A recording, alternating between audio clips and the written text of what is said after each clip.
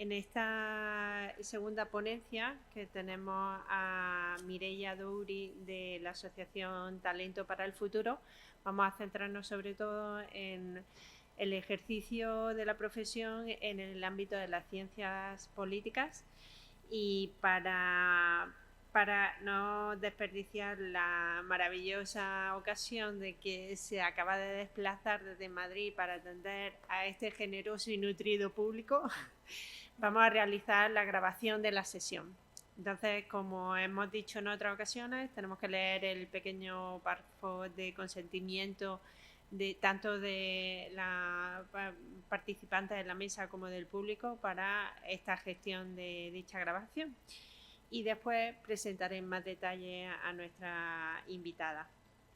Se informa a los asistentes que el acto va a ser grabado y posteriormente podrá ser difundido en todo o en parte a través de su página web dichos actos con la finalidad de divulgar en el seno de la propia universidad y en la sociedad en general la actividad desarrollada. La legitimación de la Universidad de Granada para el citado tratamiento de datos personales es el cumplimiento de una misión realizada en interés público o en el ejercicio de poderes públicos conferidos al responsable del mismo. El artículo 6.1e del Reglamento General de Protección de Datos.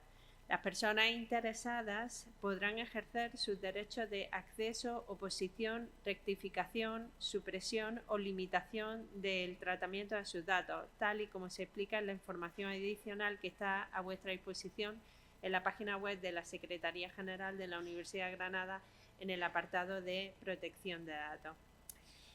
Y dicho esto, presento en los términos que ella misma nos quiere comentar, pero no estaría más que ahora lo enriqueciera con la trayectoria y sobre todo con el impulso a una iniciativa tan particular, que por eso ha sido objeto de invitación nuestra, esta breve presentación biográfica o de currículum que tiene.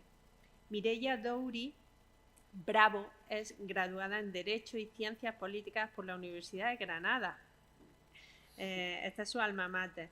Y máster en los estudios europeos por la Universidad de Sevilla. Inició su carrera como responsable de asuntos regulatorios y sostenibilidad de Faconauto, donde brinda asesoría legal y análisis normativo en áreas como movilidad, comercio y energía. Actualmente es la directora del proyecto de proyectos en Talento para el Futuro, liderando iniciativas de participación juvenil en asuntos europeos, fortaleciendo las relaciones institucionales durante la presidencia española del Consejo de la Unión Europea en 2023 y las elecciones europeas del 9 de junio del 2024.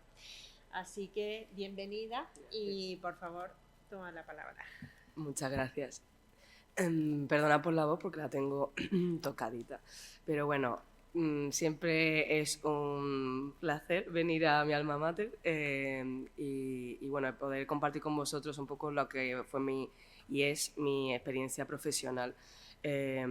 Teniendo en cuenta que cuando yo estaba en la facultad no sabía bien cuáles eran las salidas profesionales en concreto de ciencias políticas, era más bien todas cuestiones de investigación, como ha dicho Antonio previamente, más relacionado con sociología, pero más análisis de datos, evaluación de políticas públicas o incluso comunicación política, cuando no el propio papel de político de partidos políticos. Nada que realmente tuviese un calado concreto ni técnico que podíamos a lo mejor hablar en clases, pero que no llegaba a sentarse y por lo tanto pues siempre era tirar para, en mi caso como era la doble, pues ir más para derecho.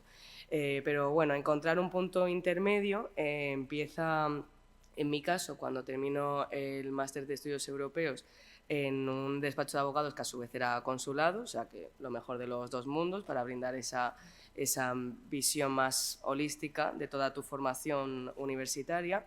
Pero se queda corto, porque las personas, como dijo un compañero antes, que tenían una visión más amplia de servicio público o de reducir esas frustraciones, esos obstáculos que tenemos todos cuando empezamos la universidad, cuando la terminamos, hasta que encontramos un puesto de trabajo que nos sea no demasiado frustrante en toda tu vida laboral, que viene a ser casi toda tu vida, pues es complicado. Entonces, cuando empiezo ese trabajo, empiezo a buscar complementos de actividades que llenen ese espacio que queda entre la profesional y la persona, digamos. Entonces,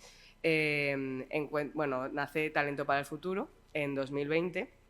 Fue un año bastante singular, vamos a llamarlo así, pero venía, esto surge de un grupo de jóvenes que, hastiado ya de la frase típica de es lo que hay, es lo que te toca cuando eres joven, sentir y vivir la precarización de la vida en todos los ámbitos posibles.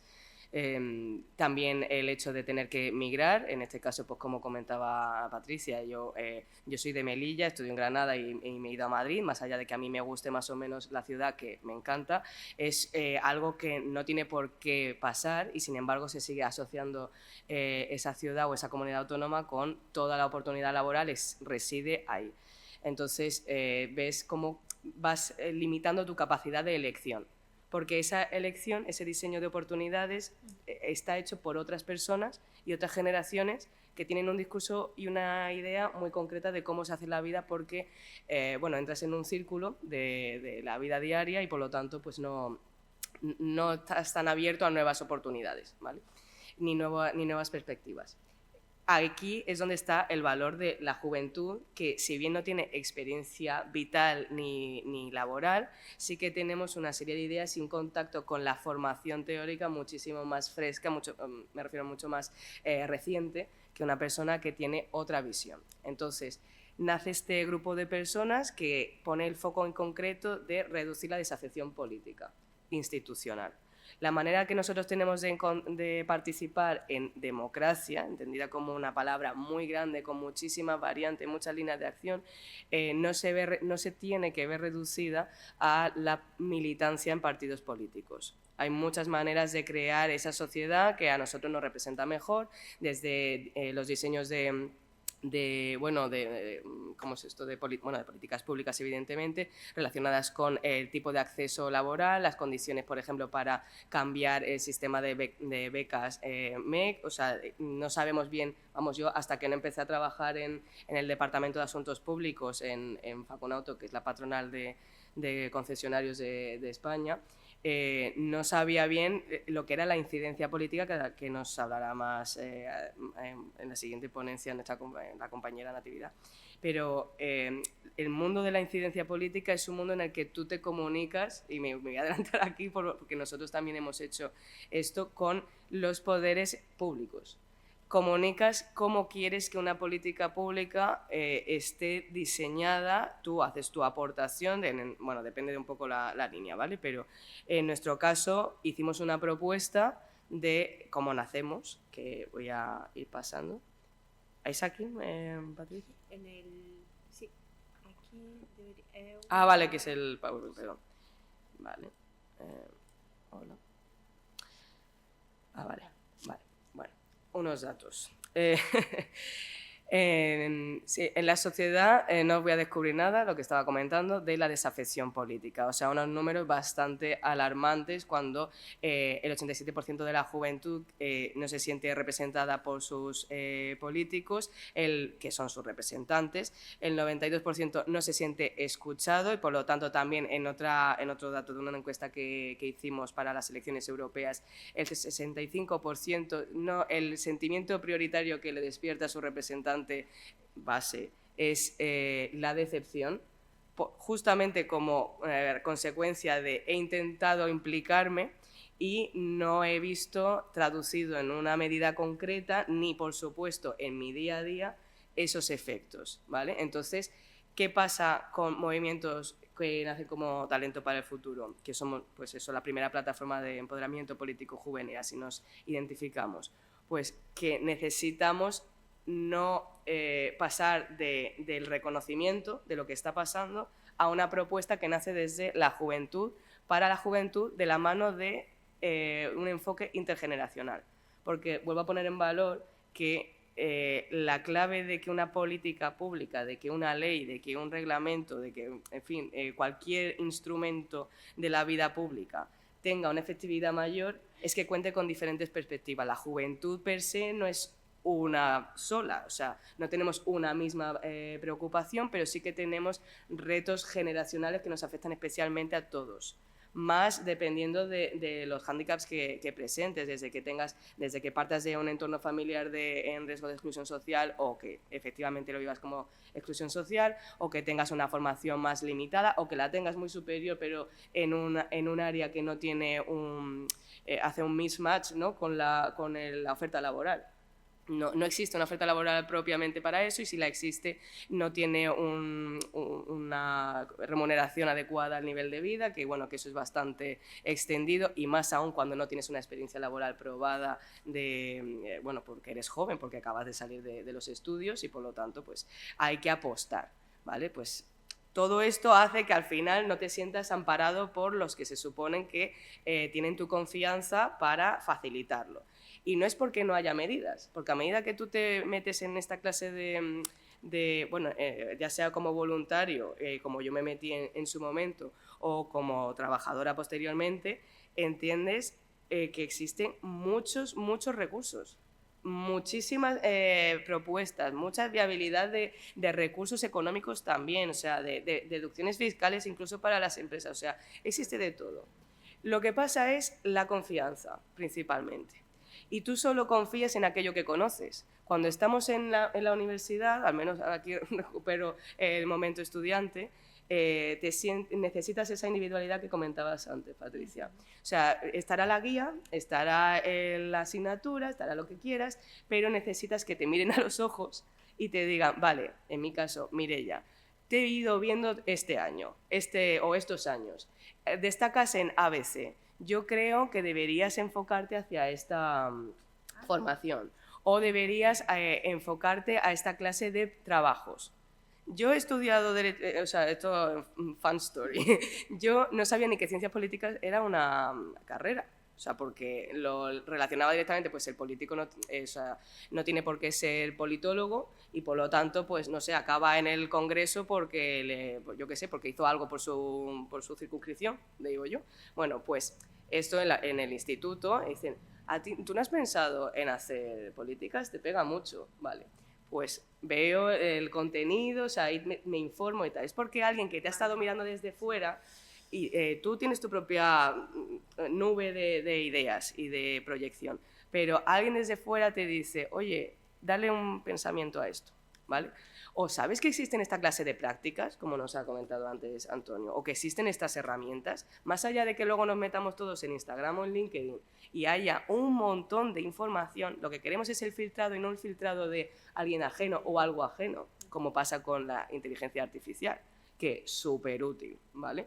Pero es el punto de que ya no es que no sea individualizado, es que no es personalizado, de no te veo a ti, o sea, te veo datos, y no sabes si yo estoy nerviosa porque nunca me he visto haciendo una campaña electoral, o como ha pasado, o que no sabía lo que era asuntos públicos y eso a lo mejor incrementa mi síndrome de la impostora, o qué, ¿vale? O sea, todas estas cosas son las que de alguna manera dan lugar a otras iniciativas. Entonces, vale. A lo mejor es que no sé por qué funciona como en sentido inverso. A ver. Entonces, Vale. vamos a ver si Vale. no. Vale. Sí, ¿no? Sí, perfecto. Bien, pues entonces, en 2020 se junta una buena gente a decir, yo quiero que mi voz esté en los espacios de decisión. Me voy a centrar en esto, quiero que la política me represente. Estoy harto de quejarme, estoy harto de sentirme que no existe ese canal de comunicación directo con las autoridades públicas. Y entonces empezamos a trabajar en lo que fue la presentación del Pacto Intergeneracional por el Futuro. En esto tuvo un gran calado y gran interés en esa época. Es verdad que todos estábamos buscando un momento y un área donde volcar toda nuestra atención, ¿vale? Y aquí colaboramos un montón de jóvenes en toda España por áreas de interés. En mi caso, por ejemplo, fue el área de migraciones, también estaba asuntos exteriores, trabajo, economía, en fin, cualquiera que se os ocurra, ¿vale? Entonces, trabajamos ahí para hacer primero una revisión de lo que ya existe, Luego, ¿por qué creemos que no funciona? ¿Qué queremos que esté? ¿Vale? Una vez hacíamos las propuestas, hacíamos también el mapeo de cuáles eran las iniciativas que ya existían y que trabajaban en esas propuestas concretas. Veíamos, pues a lo mejor en mi caso, queremos cambiar la ley de extranjería, ¿vale? ¿En qué términos? Pues en ABC, ¿vale? Pues desde los requisitos para conseguir la residencia, por cuestiones, de habitabilidad, de estudios, en fin, reducir un poco la burocracia aneja a esto. Bien, pues vamos a hablar con las asociaciones, las fundaciones, las propias instituciones que se dedican exclusivamente a esto. Bueno, pues vamos a buscar, vamos a decir, hola, bueno, nosotros somos de una asociación, tenemos este interés, queremos hacer el contraste. Y ahí te enteras o descubres a ti mismo viendo que las personas quieren hablar y quieren construir de la mano de otras asociaciones u otra forma de sociedad civil organizada. Porque, de nuevo, el punto es que la legislación o que las medidas públicas, los planes, funcionen y que esa confianza de la democracia se mantenga y se reviva y se actualice. Entonces, por eso, a lo mejor no es lo más fácil del mundo que hablar con, con Feijóo, ¿vale? Pero sí será más fácil hablar con el director general de Cultura o con el secretario general de la Unión Europea, por ejemplo. Puede ser más fácil, no es que esté su correo electrónico ni su teléfono nada más metiendo ahí el nombre, sino que cuando tú vas con un plan, una idea concreta, se prestan a colaborar, ¿vale? Entonces, esto reunió pues, una serie de medidas que presentamos creo que fue en mayo de ese mismo año, con representantes y portavoces de los principales partidos políticos. Nosotros somos apartidistas, pero no somos apolíticos. No tenemos un interés de participación activa en lo que se está diseñando, en lo que se está promoviendo. Entonces, esto que generaba un espacio para el consenso que no encuentras ni esperas encontrar en la política de partidos. Porque nosotros no tenemos unas siglas a las que rendir cuentas. Nosotros no tenemos una ideología concreta, lo que sí que tenemos son valores. No sé cómo lo ha hecho antes. Yo tampoco. En el sentido contrario. También voy en el sentido contrario, pero bueno, pues nada. Os metéis en la página web. Mira, perfecto. ¿Aquí? Vale. Genial. Vale. Muchas gracias. Nuestros valores se supone que son se suponen y ya podéis verlo, son los más transversales que debería tener cualquier partido legalmente constituido como tal en nuestra democracia, ¿vale? Desde la participación democrática, la sostenibilidad, la defensa de los derechos humanos y el diálogo entre diferentes. Este último punto es clave para lo que comento de que puedan estar personas que militan en partidos, como es el caso de todo el arco ideológico que podemos encontrar, todo, ¿vale?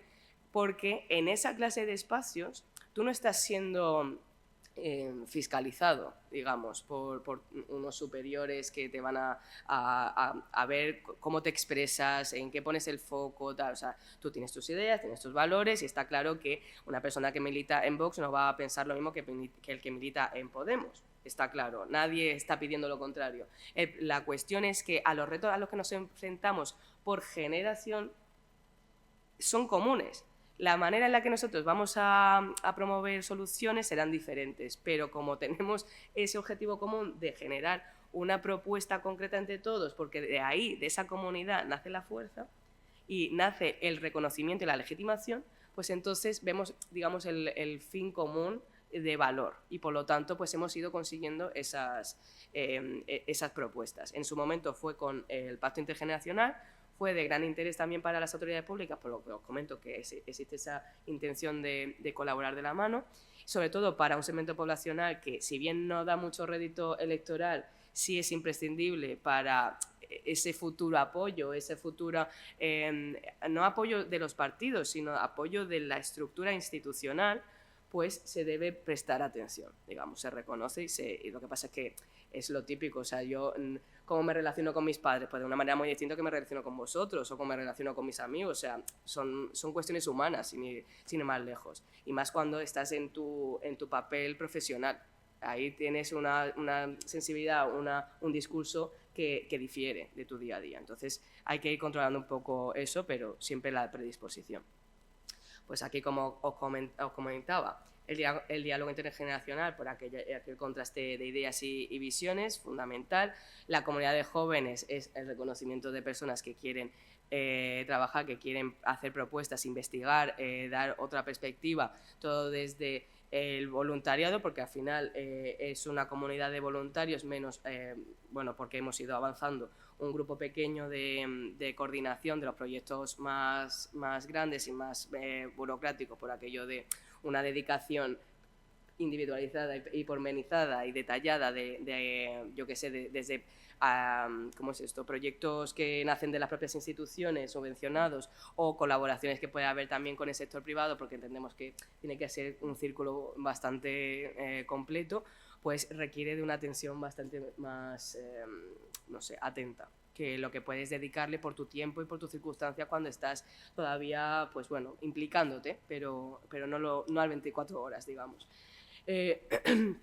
Luego, pues, como os comentaba, la co-creación de propuestas para la incidencia política, desde, ahora os enseñaré también un poquito algunos de los proyectos más grandes, desde un pacto por la democracia más accesible, que ahora os comentaré, pero es para una serie de medidas para que las personas que tienen algún tipo de discapacidad visual, auditiva, en fin, bueno, de movilidad, están algo más implantada en los propios edificios, en la normativa, pero sobre todo estas personas que no dependan, o sea, que ejerzan su derecho a democracia centrado en el tema del voto, que estén mucho más, o sea, tengan ese nivel de derecho al mismo nivel que otra persona que no tiene ese tipo de discapacidad. Me explico.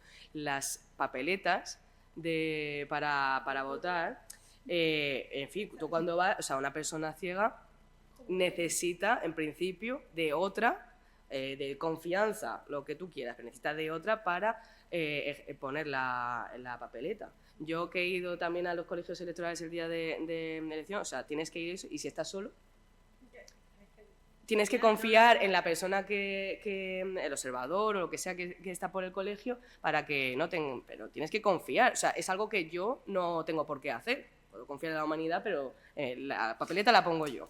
¿Vale? Entonces, te puedes encontrar con personas de toda clase, quiero decir. Entonces, ahí hay muchas propuestas que ya trabajan desde Fundación 11, bueno, de 11 como concepto, de ECERMI, de FIAPAS. O sea, a medida que vas viendo, oye, ¿qué pasa con esto? Me voy a informar. ¿Qué pasa con las personas con algún tipo de discapacidad? ¿Tienen los mismos derechos, digamos, de manera activa, proactiva, que yo en algunos momentos de nuestra vida, en sociedad? Bueno, pues esto es un ejemplo, el pacto intergeneracional en muchas áreas que os comentaba antes. Luego es imprescindible también, para que tú sientas que tiene un sentido, hacer el seguimiento. O sea, esto se ha metido en alguna clase de enmienda, en una ley, se ha hecho una PNL, se ha hecho que en propuesta no legislativa, no sé, se ha hecho algo, un plan, se ha debatido en el Pleno, o cómo lo quería yo que se trabajase este asunto, ¿no? Bueno, pues dedicarle ese tiempo. Y sobre todo, recursos e información accesible. Todo lo que nosotros hacemos, cuando ya sea por cursos, por eventos, por formación, tiene que ser necesariamente gratuito. Porque si no, o sea, ya son las personas que no tienen unos recursos disponibles para esta clase de actividades o de contenidos, puede que su tiempo lo tengan que invertir en otras cosas. Entonces tiene que ser no solamente gratuito, porque es literalmente la base sobre la que trabajar, sino que además sea lo suficientemente útil como para que entendamos que a lo mejor pierdo, en principio, 1 hora de mi vida para ir a un curso sobre comunicación política en espacios institucionales, pero esa hora me tiene que servir para que yo redefina mi camino profesional, por ejemplo. ¿Vale? Proyectos, los que os comentaba. Recientemente le hemos hecho otro que, bueno, os voy comentando, es que me encantan todos, lo siento. Informes de vivienda. ¿vale? La situación de vivienda no escapa a nadie, de habitabilidad ni de recursos económicos con los que hacer frente a los alquileres o cuando no a la compra, si esperamos en algún momento poder comprarla. Existen recursos económicos para que podamos, por menores de 35, acceder a una financiación para ello, pero de alguna manera el ruido hace que nos veamos, el ruido y la mentalidad hace que digamos, pero yo seré capaz de hacer frente a ese préstamo o a ese dinero, o qué clase de trabajo tendré que tener para yo estar segura para poder hacer frente a una serie de pagos, o qué tipo de vivienda es a la que estoy accediendo. O sea, empiezan una serie de preguntas que generan muchísimo más cansancio y miedos y pena, sentimientos nada optimistas. ¿Qué pasa con los partidos políticos? Que hacen una serie de propuestas, muchas más de las que pueden salir en televisión, en radio, en Instagram, en donde quiera que nos informemos, ¿no? Nosotras, en vez de hacer más propuestas, porque bueno, ahora hay un momento de ebullición que es favorable para que veamos cuál es la que mejor se ajusta a nuestras necesidades, hicimos un estudio sobre la percepción de la juventud en España sobre esas propuestas. Porque puede que el Partido Popular haga una apuesta muy fuerte sobre rebajar impuestos relacionados con bienes inmuebles, que el Partido Socialista haga un enfoque muy fuerte sobre la regulación del alquiler y lo cualitativo de los espacios, o sea, en qué condiciones están. Que, por cierto, en este caso último ya existe normativa referente a esto, lo que pasa es que hay que recordarla. Existen una serie de criterios obligatorios legalmente para que tenga unas condiciones de habitabilidad, los espacios que se ponen a disposición de alquiler y de compra, pero ¿qué pasa? Y también existe hasta una policía urbana. Y yo de esto me entero no necesariamente porque lo vaya buscando y esto, porque claro, no sabe ni por dónde buscar. En mi caso es porque mi padre es arquitecto y decía, pero si es que existen un montón de cuestiones que son obligadas para los arquitectos y los aparejadores. ¿Y qué pasa cuando vemos en Idealista un sótano precioso, reformado, en mi caso en Madrid, bajo el nivel del suelo? O sea, debajo, en Plaza España por el alquiler eran 800 euros, sin ventanas. Esto es ilegal, es ilegal, ¿vale? Lo que pasa es que dices, vale, ¿qué me frustra más? Que la cuestión cualitativa, la cuestión de los precios, ¿en dónde quiero que se ponga el foco? ¿Vale? Pues hicimos no dijimos a qué partido pertenecía cada propuesta para ver qué nivel de apoyo tenía. Y entre todas no superaban demasiado el 50% cada propuesta, porque ninguna convencía. Lo único que convencía era la necesidad de un pacto de Estado por la vivienda sostenible.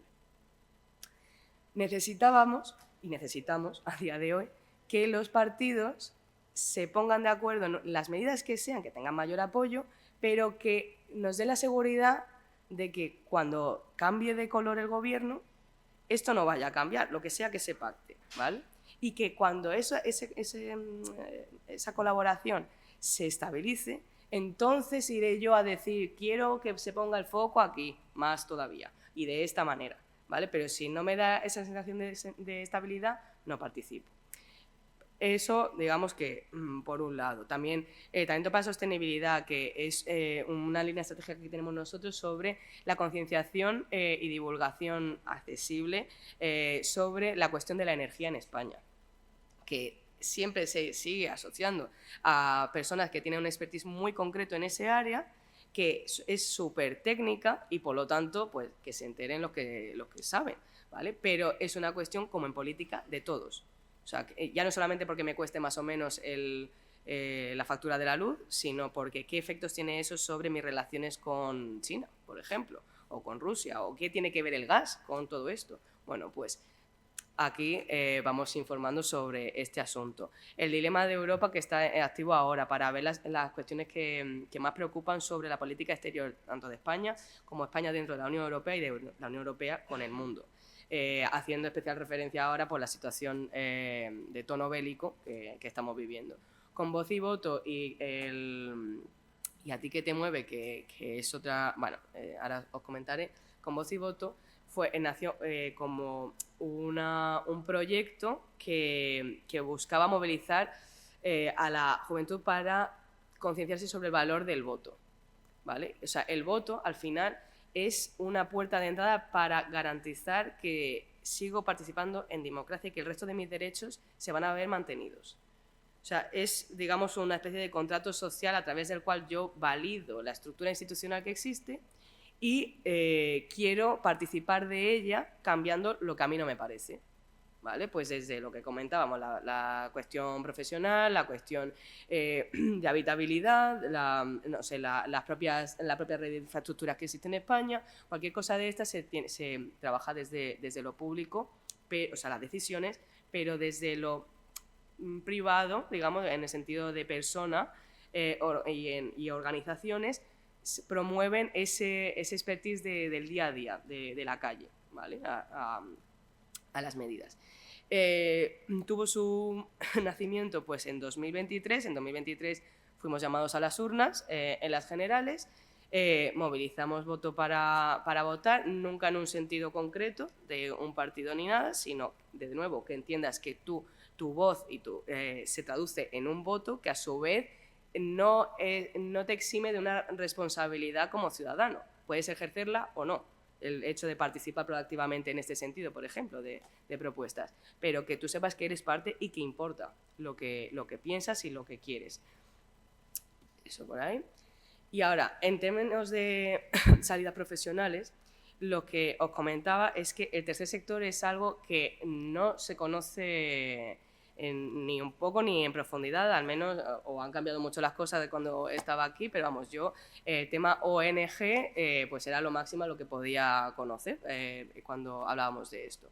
Pero como veis aquí, el tercer sector está formado por organizaciones privadas sin ánimo de lucro, nacidas de la iniciativa ciudadana o por el interés de empresas que trabajan contra la pobreza y la exclusión social. No necesariamente se reduce a este punto, aunque sí que es algo que siempre subyace a toda iniciativa, que todo el mundo acabe mejorando su calidad de vida, tanto las personas que están en esta situación bueno, de pobreza o de exclusión social o de limitación de recursos en cualquier sentido, como las personas que pues no tienen bueno, esta situación, pero que quieren un contenido más social en su línea laboral, ¿vale?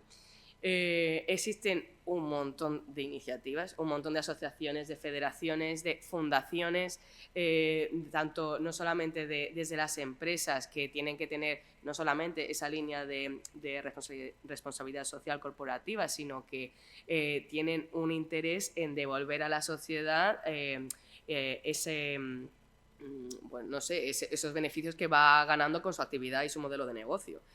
Tú no solamente respondes a una lógica de rentabilidad económica, sino que también la confianza en tu producto, en tu servicio, todo esto desde el sector privado, desde luego, o sea, tiene que recaer en una confianza de otra clase de servicios y obras que no tengan el dinero como la piedra angular sobre la que se mueve todo.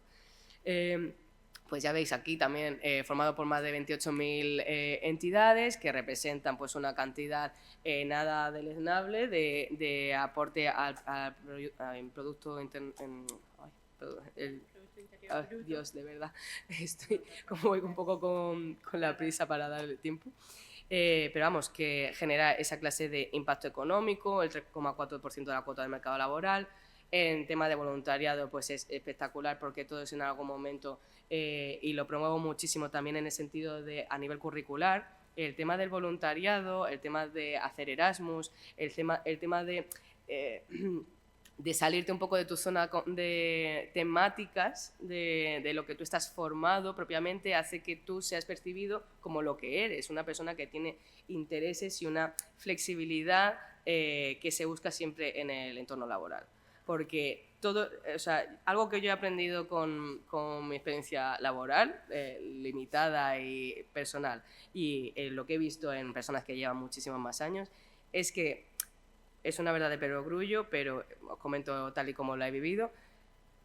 Las personas que están en puestos de grandes responsabilidades y en puestos de mucho valor, en las empresas que tienen muchísimo impacto, en las instituciones públicas, en fin, todo esto, son personas.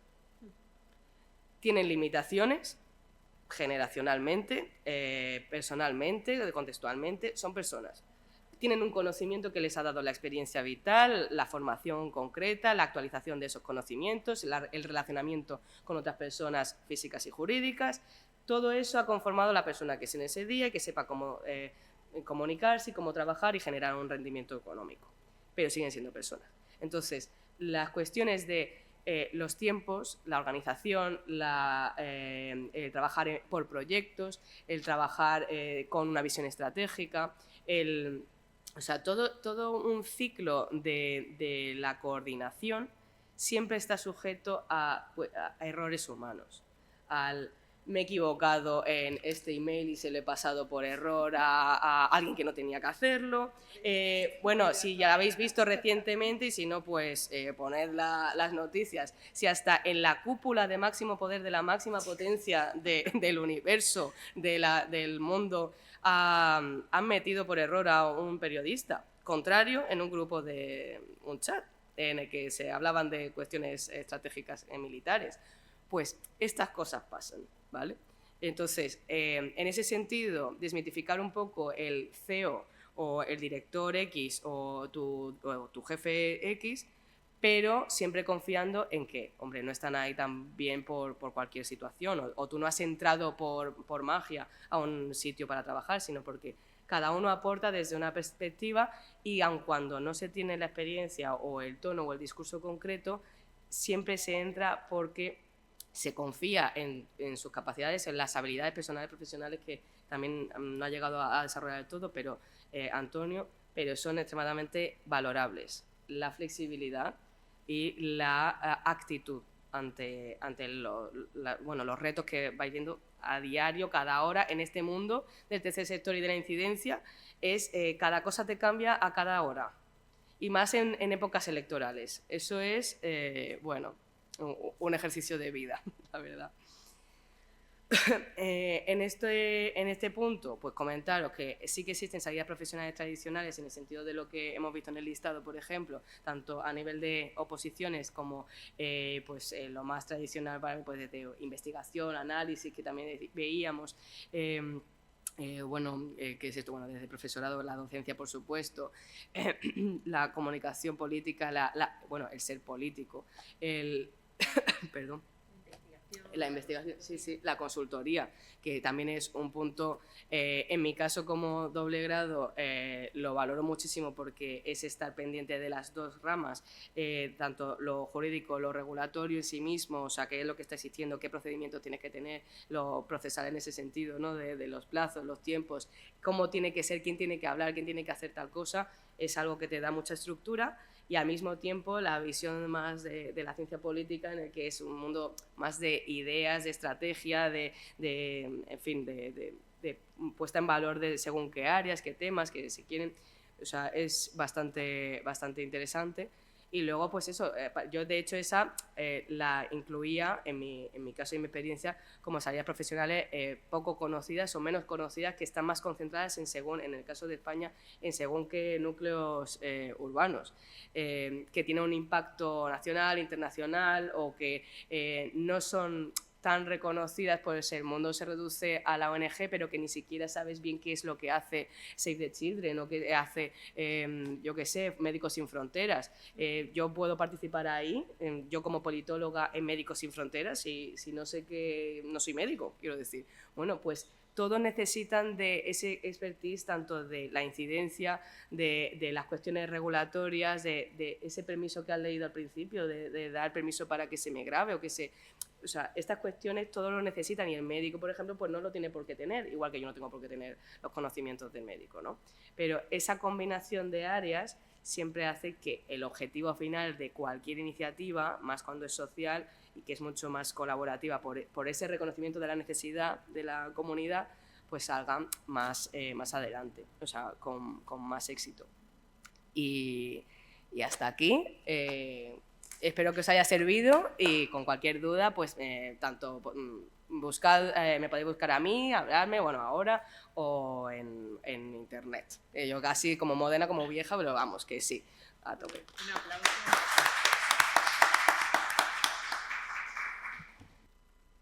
Muchísimas gracias, Mireia. Ha sido, bueno, antes de dar la palabra o de preguntar al alumnado si tiene alguna consulta, y yo sé que Natividad está esperando, pero es que no me resisto a comentar algunas cosas.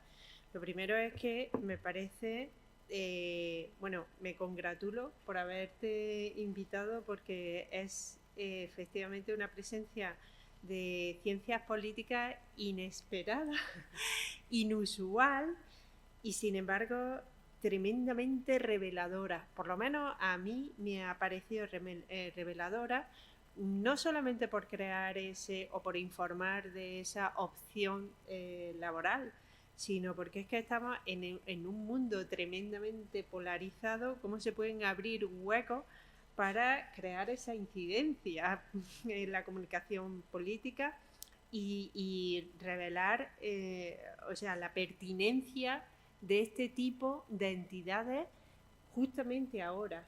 O sea, enhorabuena por abrir ese hueco.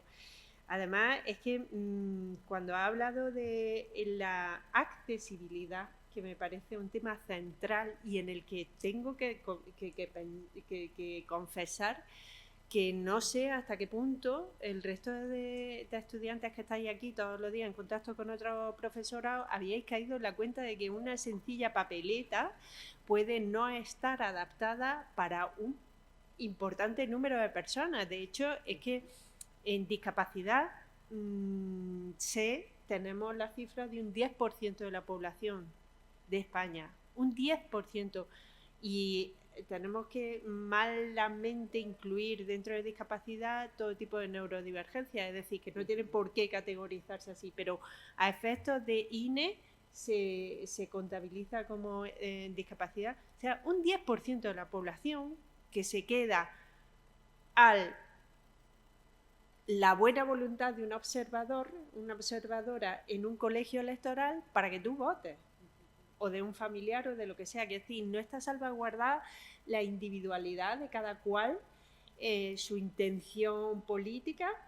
O sea, esto me parece serio y de hecho me lleva a pensar en los principales límites de la democracia, Max Weber, la burocratización, la burocracia con inteligencia artificial y la burocracia ya en estos límites.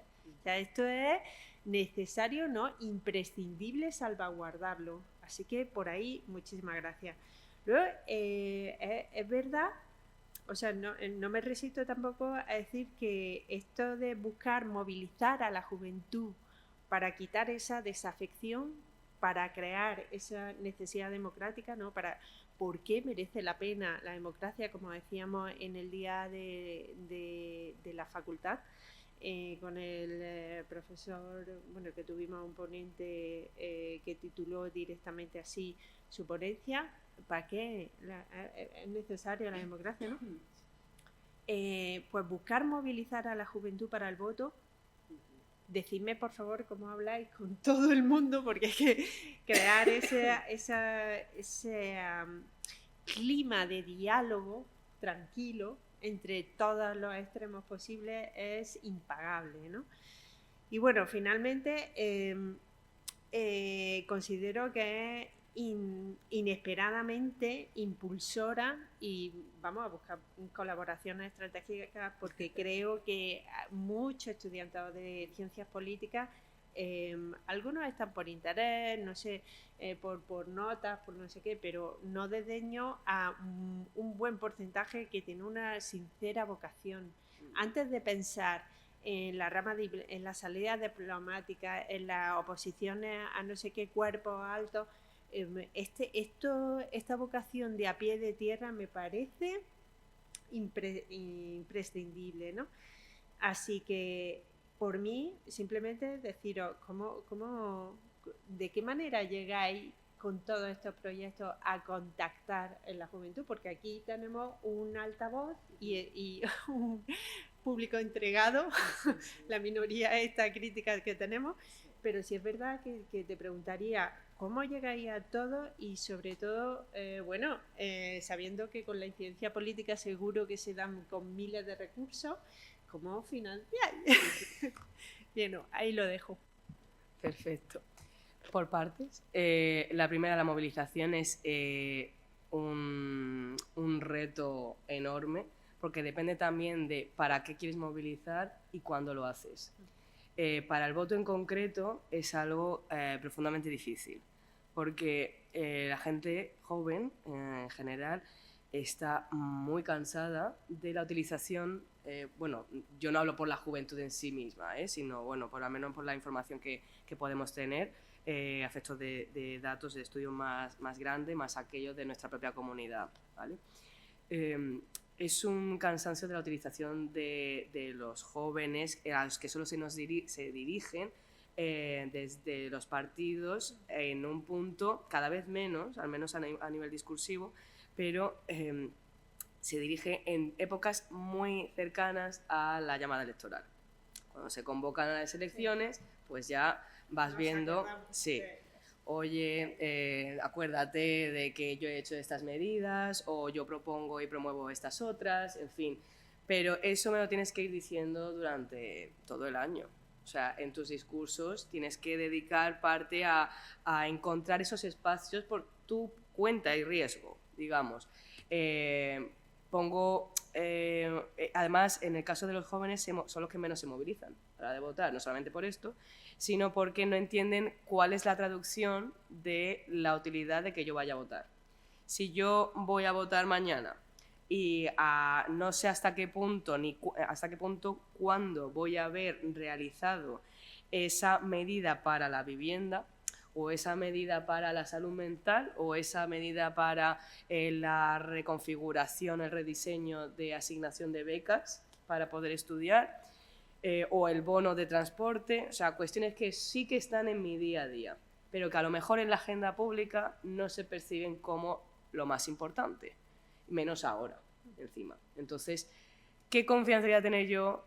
¿Cómo me voy a sentir yo útil para votar? O sea, ¿qué más da si encima, si yo me paro, veo que a nivel de juventud, entre 18 y 35 años, somos muy pocas personas en comparación con todos los que ya se movilizan y que son cuantitativamente superiores a nosotros, que son las personas de tercera edad? Por eso también los discursos van hacia personas que ya están movilizadas. Solamente hay que reconfigurar el sentido del voto. Entonces, no te sientes atractivo, no te sientes movilizado, no te sientes conectado en ese sentido. Y dices, pues mira, pues ese día, ese domingo, en vez de ir a un colegio electoral, pues me voy a la playa, por ejemplo. Que pasaba mucho en el 23J, que se hizo mucho hincapié en esto. Nosotros, la manera de contactar, digamos, y bueno, nosotros trabajamos nuestro propio discurso sobre la utilidad del voto, más allá de cómo lo veas. El voto no vale si lo piensas de manera tradicional. Es decir, con esta percepción. Yo voy a votar y a confiar en que algún día pasen cosas buenas. No necesariamente, puede pasar, pero lo que nosotros promovemos es que tú votes, ejerzas tu derecho, porque para eso lo tienes y tiene unas implicaciones, y luego continúes conectado con lo que quieres ver y cómo lo quieres ver hecho realidad. Esto ya genera como poco una sensación de interés. Y luego, fundamental en nuestro caso, y en el tercer sector es muy, muy amplio de uso, la colaboración, el trabajo en alianzas. O sea, nosotros llegamos, tenemos una base de unas 3.000 personas voluntarias, y en grupos de trabajo que están más activos y hacen pues esto, las propuestas, las colaboraciones y tal, unas 800 personas. ¿Vale? Pero si luego vamos dentro de las asociaciones juveniles que existen en España, a nivel nacional, existen otras que están más enfocadas en asuntos europeos, por ejemplo, que es lo que yo más conozco, que entre todas podemos sumar miles y miles de personas jóvenes, activas, que les interesa, ¿vale? A lo mejor no es que salgan a la calle a hacer cosas, pero están activas, ya sea por información o por presencia en eventos así o cualquier cosa. O sea, al final es un poco buscar el efecto dominó. Desde el asociacionismo juvenil hasta fundaciones que son intergeneracionales, pasando por empresas y instituciones públicas. Poner en valor esto. En mi caso, por ejemplo, por destacar, para movilizar para las europeas, que encima eran, en fin, las europeas no es que llamen mucho la atención, siempre se sienten muy, muy lejanas. A la hora de hablar con el Parlamento, la oficina que existe en España era decir, hay que hablar con las personas que no están ya concienciadas. ¿Cómo se hace eso? Con referentes que de tu día a día que no asignas, o sea, que no asocias al mundo institucional. ¿Qué hemos ido viendo? Que han ido invirtiendo también en muchos influencers, en muchas cuentas que no, o sea, si tú pones e-universo o yo qué sé, cualquier cuestión de estas, ¿vale? O sea, putos modernos, nosotros colaboramos con ellos, de hecho, sí, la campaña la hicimos con ellos, pues tienen un mensaje distinto y no entiendes que te van a convencer de nada, sino que te pongo aquí un mensaje y tú eres libre de hacer lo que quieras con él. Entonces, buscar líneas alternativas creo que es la clave. Bueno, perdonadme y perdonad, bueno, Natividad se ha ido ya. Preguntas, rápido, antes de que vuelva. Venga, sí, preguntas. Bueno, ¿sois de ciencia política? ¿De sociología? Vale, pues estupendo. Mira, yo últimamente he pensado, para ver si os genera dudas, nosotros últimamente hacemos un montón de investigación. Pues esto, por ejemplo, los estudios, las encuestas, los datos. Y una de las principales cosas que a mí me llama la atención es que a lo mejor existe un montón de encuestas, un montón de resultados, tal, y son muy interesantes, pero siempre hay una gana de más, de conocer más. Y a lo mejor tú no buscas directamente eso, en tu día a día te importa bien poco los resultados de lo que sé, del CIS, pero eso siempre está bien a tenerlo a mano y de hecho es lo que resulta de mayor interés, pues ya sea a medios de comunicación o a otras asociaciones o incluso, evidentemente, a ti mismo, que es el que lo ha promovido, para conocer esto. Y la interpretación de esos datos es, o sea, nosotros hemos visto cuando nos pasaban los resultados, los datos en bruto y luego la interpretación de los mismos. Y digo, madre mía, claro, tienen su propio equipo de sociólogos propiamente y de investigadores de análisis, en fin, pero bueno, con esa formación. Y digo, vale, esto es increíble, tiene un valor estupendo. ¿Tenéis ya en mente a qué dedicaros? ¿Sí? ¿A qué? Te he visto sentir. Sí, tú.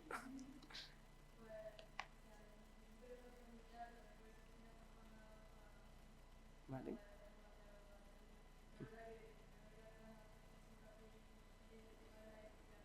Ya.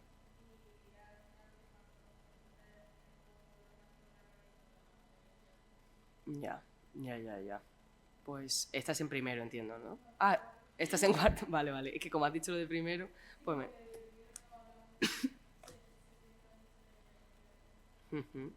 Bueno, pues a ver, realmente una serie de recomendaciones que he ido viendo y me han ido haciendo estos años es no solo centrarte y reconocer el nombre del puesto, digamos, al que quieres optar, sino las funciones que se derivan de ese puesto y si puedes hacer el match, digamos, con la formación que tú recibes.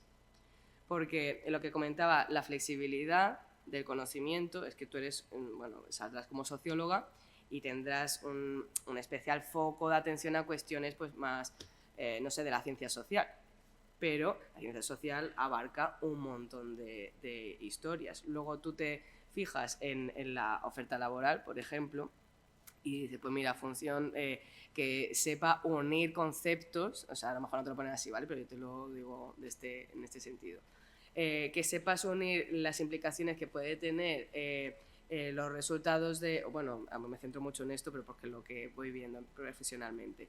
Que la situación de la juventud en cuestiones de trabajo, de requisitos y de experiencia y tal, con respecto al mercado del automóvil. Ya te junto aquí todo lo que he hecho. Pues yo qué sé, ¿cómo lo miro?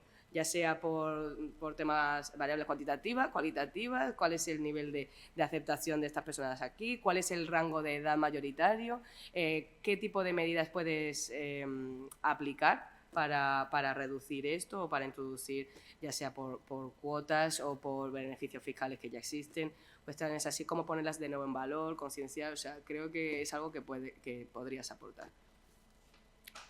Bueno, tenemos que ir cortando porque nos vamos, o sea, nos hemos llevado media hora de más. Afortunadamente he conseguido que nuestra última ponente se retrase, vamos, se conecte a la 1:30, es decir, que vamos a tener de 1:30 a 2, en vez de 1 a 1:30, 1:30 a 2. Y de hecho, como terminarán las clases, a lo mejor incluso tenemos más presencia. Pues nada, entonces... vamos a ver si viene ya nuestra próxima ponente y continuamos.